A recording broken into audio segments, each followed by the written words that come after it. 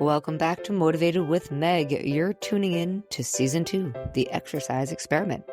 In this episode, we're shifting gears from data and tracking, last episode, to something a little deeper, which is mindful movement.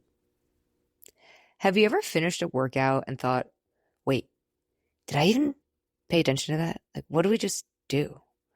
You know your body moved, but your mind just really wasn't present. It was thinking about other stuff, other priorities, your emails, something that felt more important. You did the motion, but you weren't present. That's what I call mechanical movement. When we go through the motions, check off a box, count down the minutes, count down the miles, right? Hit our goal with our numbers, but we don't truly connect with our bodies. And I've been there. That's how I used to work out and move my body at all times. It's the kind of workout where you're just doing reps, watching the clock, and maybe thinking about what's for dinner or what's next on your to-do list. But what if your next workout or next time you move your body could be different, feel different? Mindful movement is about more than being present.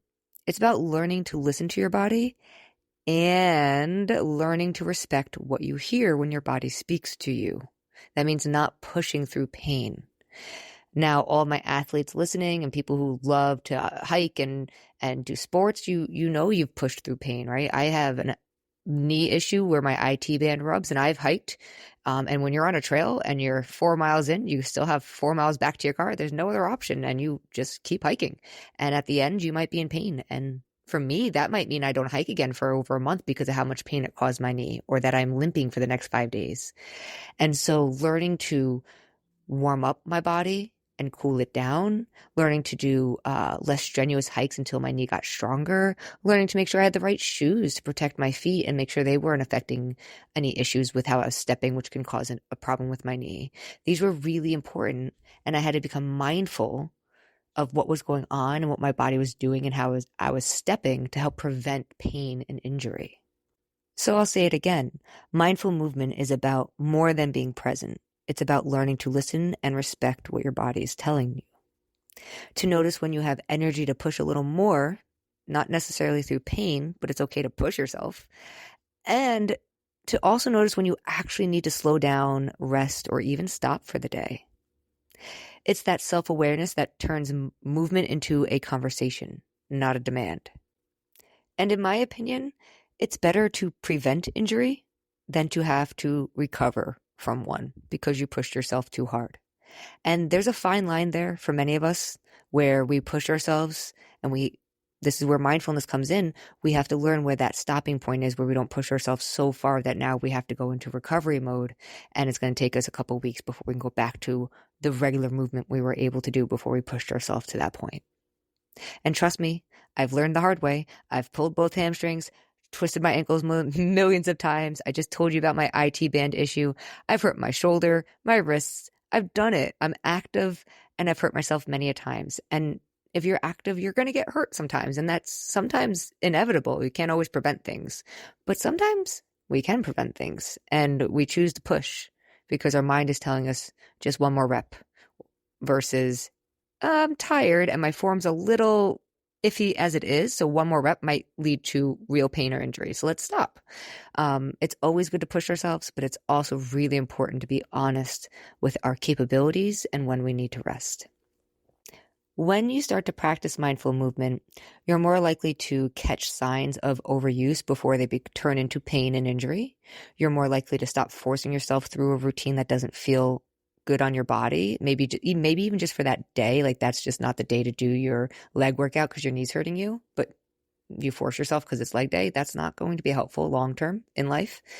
And practicing mindful movement, you're more likely to feel empowered to modify and adapt based on your energy, your goal, or even your menstrual cycle. And that kind of connection isn't about slacking or being lazy and not tracking numbers. It's just smart training.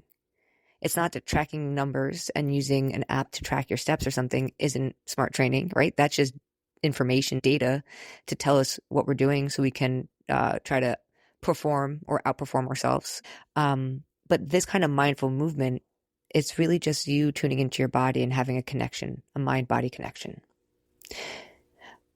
I want you to imagine doing a workout where you can feel your hamstring stretch as you lean forward over a straight front leg, or you notice your breath deepen as you hold a pose, or you sense how your muscles activate as you're pushing yourself up away from the floor into a plank, and you notice how all your muscles activate to get you there.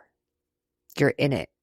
You're not just checking off a to-do list. You're not just letting your watch do the job of tracking for you. You're in your body experiencing in real time how it functions.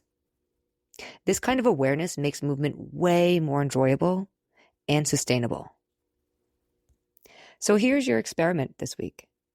It's obviously mindful movement, but the experiment is to pick one movement, whether it's a walk, a specific workout you like to do, a specific exercise like bicep curls, even a stretch, and try doing it more mindfully. Tune in, breathe, ask yourself a few questions. How do I feel? What does my body need today? Am I pushing past points of pain where I need to stop? Am I being present? Am I being kind to myself? Let it be a practice, an experiment, not a performance that has to be perfect. And just like with tracking, we talked about last episode, mindful movement allows for a different kind of progress. One you won't always see on a graph or in your smartwatch history. With mindful movement, instead of chasing a faster mile or trying to get a heavier deadlift, a personal best with deadlifts, instead, you're listening to your body. You're respecting your body limits for the day. You're honoring the signals your body gives you, and you're choosing to rest when you need it versus pushing through pain. That kind of growth, the emotional, mental, and physical awareness that comes with this mind-body connection of mindful movement is often way more sustainable and impactful than any single performance stat. Mindful movement isn't about never tracking anything that you do when it comes to movement. It's okay to track your progress. It's more about supporting your whole self and noticing that there's other areas of progress that are not data and number driven. That you don't have to prove anything to anyone. That you don't have to be perfect. You just have to show up consistently with awareness, curiosity, and a little kindness toward yourself. To end this episode, I'll share my personal movement goal in life, which is to take care of my body as I age. So I have as much of a fully functioning body and mind as I can while I grow old. And what I found is that when I shifted to have this be my root, the foundation of where my movement takes root from, the place where my goals take root from, I now flourish instead of suffer when it comes to movement and exercise. I hope the same for you. Thanks for joining me today. Until next time, be kind and be yourself. Everyone else is already taken.